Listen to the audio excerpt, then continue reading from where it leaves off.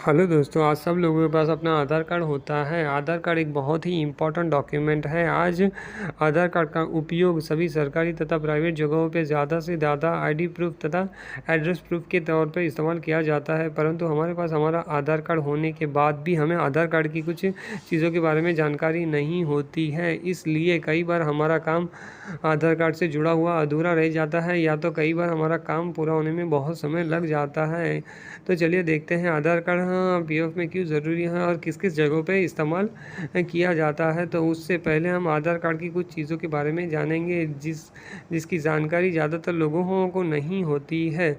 तो सबसे पहले आपके पास आपका आधार कार्ड होगा, उसे देखना है कि आपका आधार कार्ड बहुत पुराना तो नहीं हो गया, यानी आप बहुत सालों से आपने अपने आधार कार्ड को अपडेट करवाया है कि नहीं। अगर आपने नहीं करवाया है तो कई बार आपकी बायोमेट्रिक्स यानी आपकी फिंगरप्रिंट्स काम नहीं करती है। इस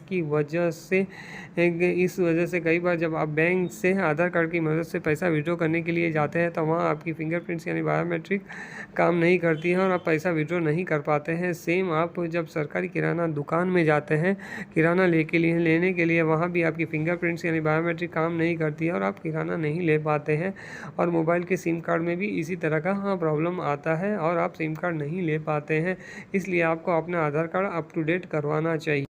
साथ ही साथ आपको देखना है कि आपके पास कोई स्कूल सर्टिफिकेट, बर्थ सर्टिफिकेट या अन्य कोई प्रमाण पत्र है तो वो सर्टिफिकेट पर जो नाम है वही नाम आपके आधार कार्ड में भी होना चाहिए। नहीं तो जब आप सरकारी या प्राइवेट ऑफिस में फ़िज़िकल डॉक्यूमेंट वेरिफिकेशन के लिए जाते हैं तब आप वहाँ पर आपका सर्टिफिकेट का नाम और आधार कार्ड का नाम अलग होने के कारण आपका डॉक्यूमेंट वेरिफिकेशन नहीं हो पाता है। इसी तरह से पीएफ में भी आपका आधार कार्ड का नाम, पीएफ का नाम एक जैसा होता है, तभी आप अपने पीएफ से ऑनलाइन पैसा विड्रॉ कर पाते हैं। उसके बाद आपको आपके आधार कार्ड में फुल डेट ऑफ बर्थ है कि नहीं वो देख लेना है। यानी आपके आधार कार्ड में आपकी जन्म तारीख 1/1/2000 है, परंतु आपके आधार कार्ड में सिर्फ 2000 लिखा है। तब आपको आधार कार्ड की वेबसाइट पर जाके अपने आधार कार्ड में मोबाइल नंबर लिंक्ड है कि नहीं देख लेना है। अगर लिंक्ड है तो OTP भेज कर आधार कार्ड डाउनलोड करते हैं, तब आपके आधार कार्ड में फुल डेट ऑफ बर्थ आ जाती है। परंतु जब आपके आधार कार्ड में मोबाइल नंबर रजिस्टर नहीं होता है तब आपको नज़दीकी आधार सेवा केंद्र में जाके उसको रजिस्टर करवाना होता है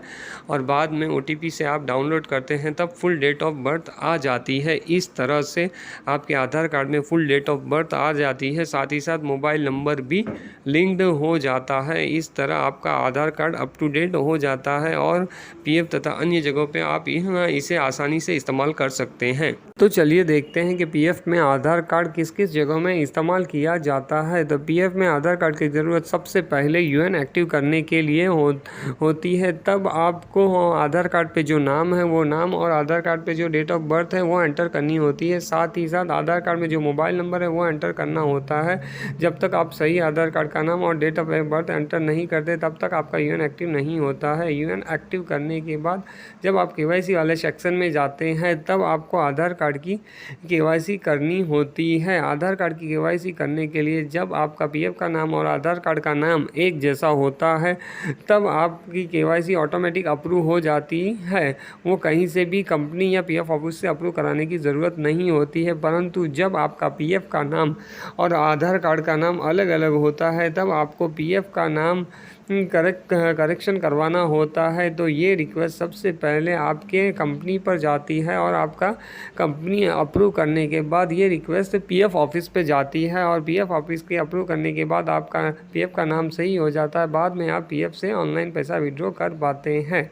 पीएफ में आधार कार्ड की ज़रूरत ई नॉमिनेशन करने के लिए, यानी जब कभी पीएफ अकाउंट होल्डर की किसी भी कारण से जॉब करते हुए मृत्यु हो जाती है तब उसके नॉमिनी को पीएफ ऑफिस के द्वारा कुछ बेनिफिट दिए जाते हैं। जैसे उसके नॉमिनी को इंश्योरेंस का बेनिफिट मिलता है, साथ साथ लाइफ टाइम पेंशन का भी बेनिफिट मिलता है। इसलिए जब हम नॉमिनेशन का फॉर्म भरते हैं तब नॉमिनी की डिटेल भरने के बाद उसे आधार कार्ड से ई साइन के द्वारा वेरीफाई तथा अप्रूव करना होता है। बाद में ही हम नॉमिनी को सक्सेसफुली ऐड कर पाते हैं।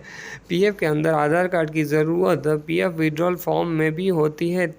जब हम पीएफ विड्रॉल की सारी डिटेल भरने के बाद एड्रेस वाले सेक्शन में आते हैं, तब हमारे आधार कार्ड पे जो एड्रेस है वो एड्रेस हमें फॉर्म में एंटर करना होता है। बाद में गेट आधार OTP वाले ऑप्शन पे जाते हैं, तब हमारे आधार कार्ड के रजिस्टर मोबाइल नंबर पर OTP भेजा जाता है और वो OTP फॉर्म में एंटर करने के बाद हमारा फॉर्म फाइनली सबमिट हो जाता है। बाद में पीएफ ऑफिस के द्वारा फॉर्म अप्रूव करने के बाद हमारे खाते में पीएफ की अमाउंट डिपॉजिट कर दी जाती है। इस तरह से